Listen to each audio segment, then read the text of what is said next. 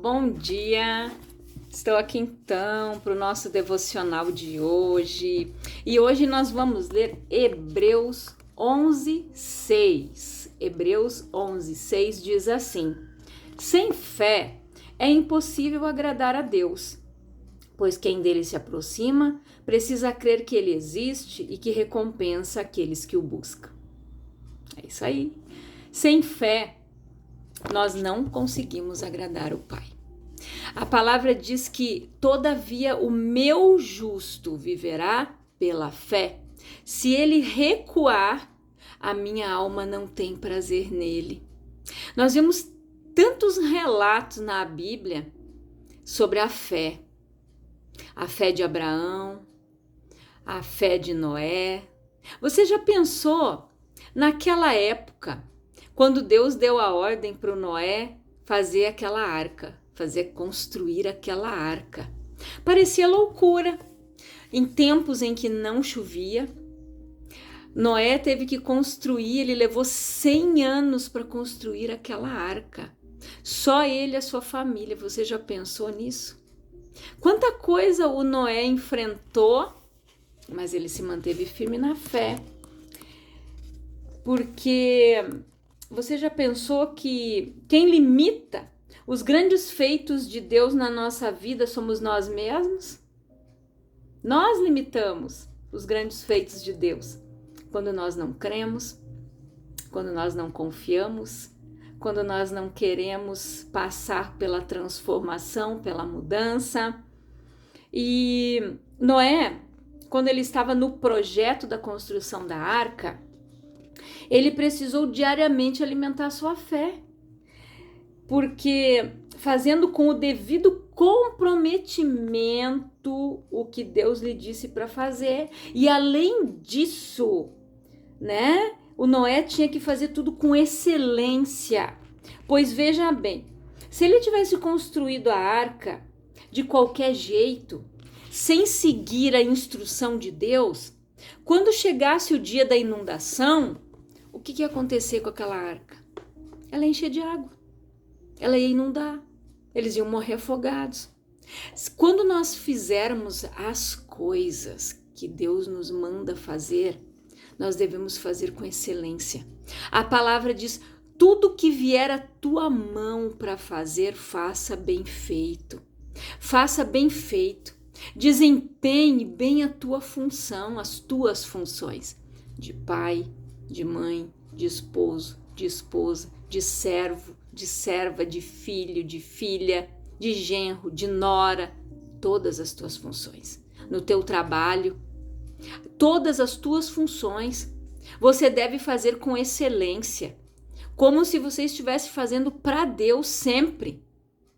Então, se o Noé tivesse feito aquela arca de qualquer jeito, se ele tivesse sido negligente, e se ele não tivesse seguido exatamente todas aquelas medidas que Deus deu, todas aquelas instruções que Deus deu, ia ser um fracasso. Deus ia dizer para ele: ó Noé, pode parar por aí. Não foi assim que eu mandei você fazer.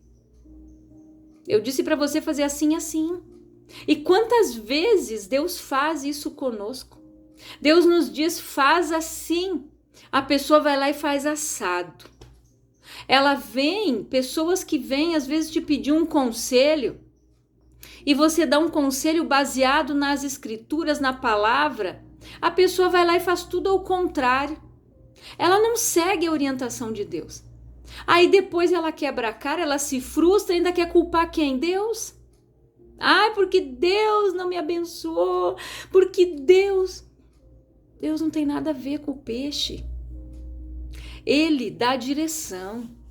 Ele está ali para dar a instrução, orientar aquele que buscar ele. A palavra diz: aquele que se achegar a mim, eu me achegarei a ele. É nós que devemos dar o primeiro passo. É nós que tomamos a iniciativa. Deus, ele quer nos abençoar, quer. Se o Noé não tivesse feito tudo conforme Deus havia ordenado, que relato que nós iríamos ter da arca? A arca de Deus ali, aquela arca, se a gente for olhar na forma espiritual, gente, a arca representa a nossa família, que deve estar bem construída, bem edificada, firmada numa base sólida, que é a palavra, protegida, cuidada. Olha o cuidado que Deus teve com eles, mandando com que eles fizessem aquela arca de forma que ela não ia inundar, que ela não ia entrar água, que ela iria conseguir ficar ali, né, sobre aquelas águas por mais de um mês. Já pensou? Quantas embarcações que nós ouvimos relatos, né, que naufragaram, que bateram em algum lugar, que deu uma pane, aconteceu tal coisa. Ali não tinha motor, não tinha remo, era o vento que levava, era Deus que guiava. Então Deus deve guiar a nossa casa, Deus deve guiar a nossa família, nos conduzir, nos dirigir, suprir. Deus supriu todas as necessidades deles naqueles dias em que eles ficaram dentro daquela arca. E como Deus pode confiar a você novos projetos e novas conquistas, se aquilo pelo qual você foi responsável até hoje não foi realizado com fé e com excelência necessárias? É uma pergunta para nós. Como é que eu quero que Deus me dê algo novo, que Deus me dê um novo projeto, se eu não tive fé e muito menos fiz com excelência aquilo que Ele me deu para fazer lá atrás? Pessoas que são acarretadas de desânimo, de procrastinação. Tem gente que começa a ler um livro e não termina nunca. Ah, eu vou ler outro, esse aqui eu não gostei. Ah, eu vou ler esse aqui, não lê nenhum. Quantas pessoas iniciam um curso e não terminam? Quantas pessoas começam as coisas e param no meio do caminho? Como é que ela quer viver algo novo? Como é que ela quer que Deus dê algo novo, um projeto, um sonho para ela? Se ela não é capaz de executar uma simples tarefa que Deus deu para ela com excelência, ela para. Então nós precisamos refletir nas nossas atitudes. Achar culpado, terceirizar culpados pelas coisas não acontecerem na nossa vida é fácil. Mas olhar para a gente e dizer e assumir, não, isso não deu certo porque eu errei, porque eu não fui, porque eu não fiz, porque eu desanimei. É isso que nós temos que fazer. Ter a atitude de reconhecer as nossas falhas, os nossos erros, pedir para Deus, Senhor, renova as minhas forças, me ajuda a não fracassar mais, a não desanimar mais, a dizer, Senhor, eu não quero mais ser assim. No momento em que você reconhecer que a culpa é sua, que as coisas não aconteceram na sua vida porque você não permitiu, aí as coisas mudam de figura. Ficar culpando as pessoas que estão do teu lado, não, isso aqui não deu certo porque a minha mulher não gostou, porque o meu marido não quis, porque o fulano... É fácil, gente. Ah, o meu patrão deu a promoção para o outro que chegou ontem e eu tô aqui há tanto tempo. Pois é, reflita. Por que você está tanto tempo? E o outro que chegou ontem conseguiu um lugar que já era para ser seu, há muito tempo. Porque provavelmente o outro chegou com ânimo, com gás, com garra, foi lá e fez o melhor, que de repente esses anos todos que você está aí nessa empresa, você ficou na mesmice, só fazendo sempre a mesma coisa. Em todos os lugares que eu trabalhei, eu sempre aprendi tudo. Tudo. Eu não fiquei só na minha função que era para mim desempenhar. Eu sabia fazer a minha função e a dos meus colegas. Porque daí, quantas vezes faltavam pessoas e eles vinham atrás de mim porque eles sabiam que eu sabia fazer aquilo ali. Mas ninguém me pediu para que eu fosse lá aprender. Eu quis aprender. Porque o conhecimento, gente, não ocupa espaço. Tudo aquilo que eu aprender para mim vai ser útil, vai me servir. Né? Os meus clientes brincam aqui comigo, o que você não sabe fazer? Que eu faço pão sem glúten, eu faço bolo, eu faço bolos normais, eu faço docinho, eu quero aprender a fazer torta, mesmo que não seja para vender, mas eu sei para mim. Eu vou conseguir utilizar os que eu aprendi no reino. O dia que alguém precisar, né, na igreja, um exemplo, se tiver um evento, alguma coisa, eu sei fazer, eu posso ajudar. Então, não vai ocupar lugar o conhecimento que eu adquiri. E eu vou ocupar isso, eu vou utilizar. Então, queira aprender coisas novas. Renove a tua mente, renova o teu entendimento. Sai da mesmice, da zona de conforto.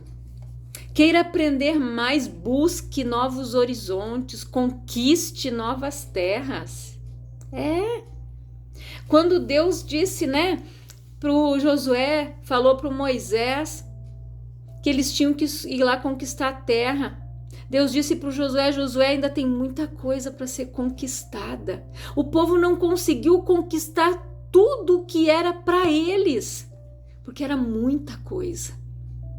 E muitas vezes eles se acomodaram, muitas vezes, se eles não tivessem duvidado, se eles não tivessem que ficar ali no deserto 40 anos parados, no mesmo lugar, andando em círculo, e a terra estava aqui e eles estavam aqui.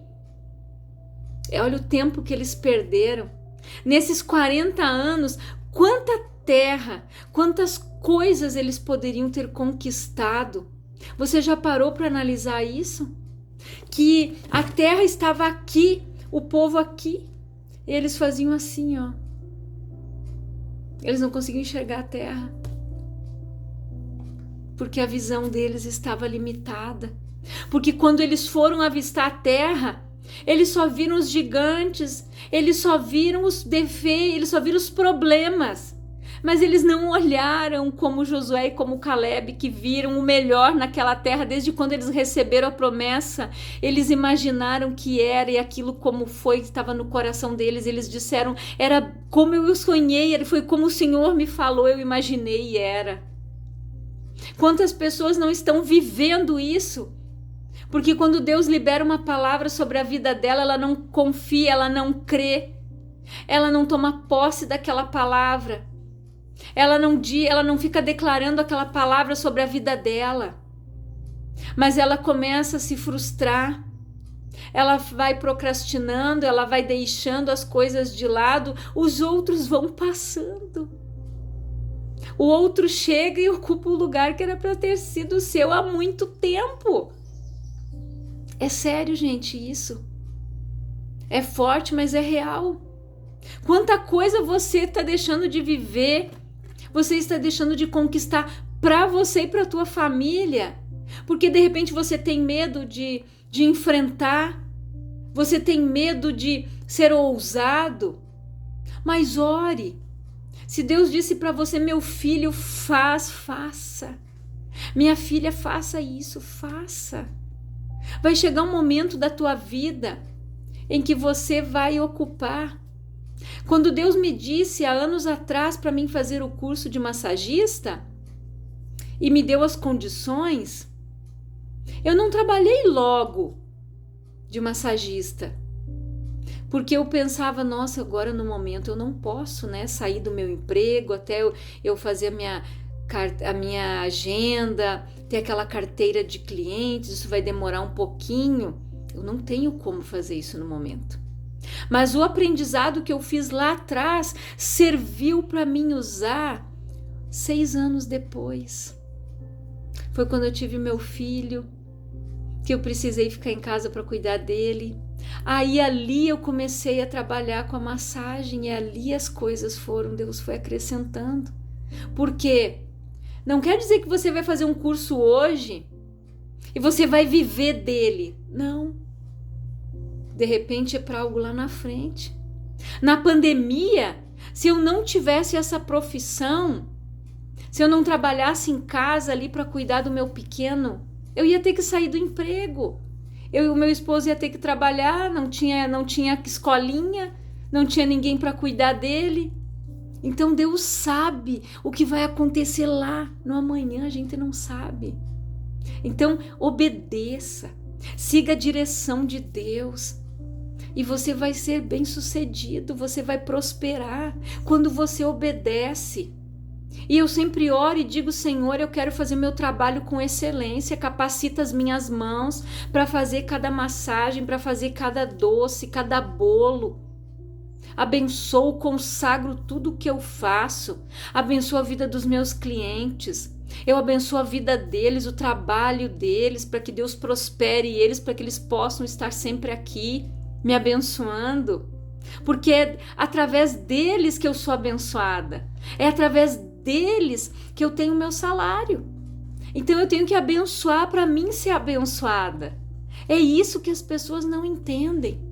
Elas querem a bênção, mas elas não abençoam o outro. Elas não dizem: meu irmão, Deus te abençoe. Elas não são gratas, são ingratas, né?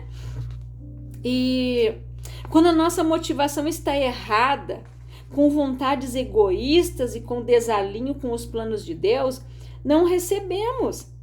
E com esse diagnóstico nós constatamos que o motivo de muitas coisas não acontecerem como nós queríamos em nossa vida, né? Porque Deus, ele concede exatamente tudo que você quer, tudo que você sonha, nenhum tipo de limitação, né?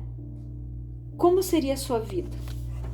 Você amaria Deus como você ama? Nós temos que entender que em muitas coisas nós somos limitados, sim. Tem coisas que são para nós, mas tem coisas que são para Deus.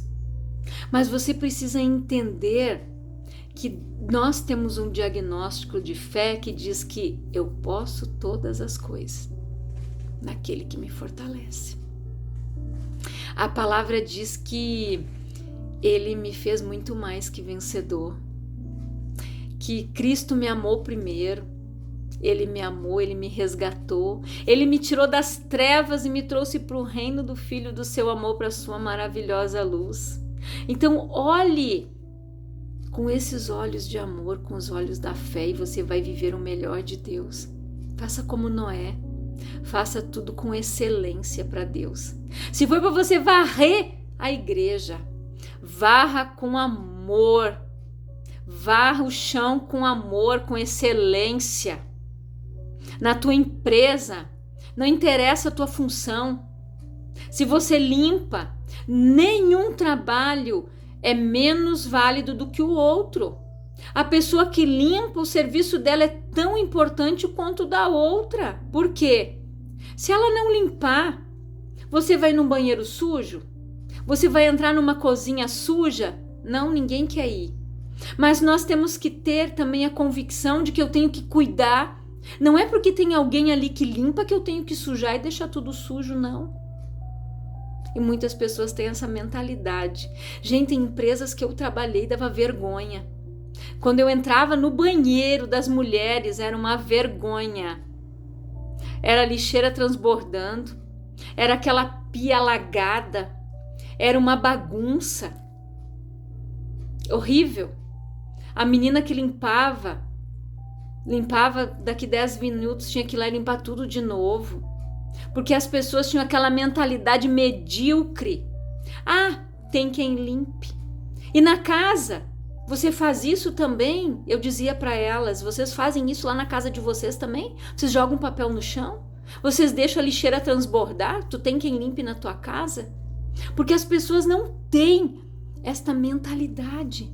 É por isso que muitas vezes elas não chegam em lugar nenhum.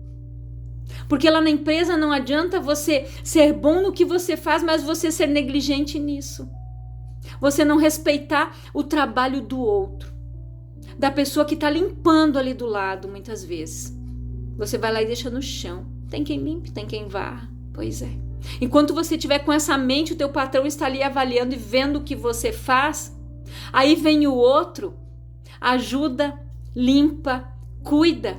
Claro que esse vai ocupar o lugar que já deveria ser seu há muito tempo. Porque já pensou colocar uma pessoa assim lá em cima? O que vai ser do coitadinho que limpa ali? Vai ser humilhado, vai ser pisado. Então são coisas que é pra gente refletir na nossa vida. As nossas atitudes, o que nós fazemos, gente. Por que às vezes eu não ganho tal coisa? Por que aquela promoção não chegou? Algo aconteceu. Reflita nas tuas atitudes. Na tua casa. Por que as coisas não acontecem na tua casa? Porque você não organiza. Porque você não organiza teu casamento. Porque você não organiza a maneira de você cuidar dos teus filhos. Tudo, na palavra de Deus diz que tudo é feito com ordem e com decência. Então eu quero que você reflita nesta palavra, eu quero orar com você, Pai, em nome de Jesus.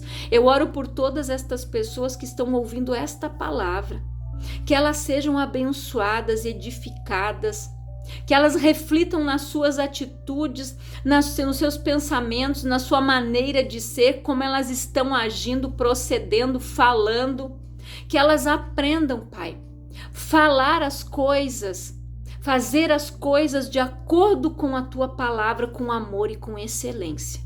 Que Deus abençoe a tua vida grandiosamente.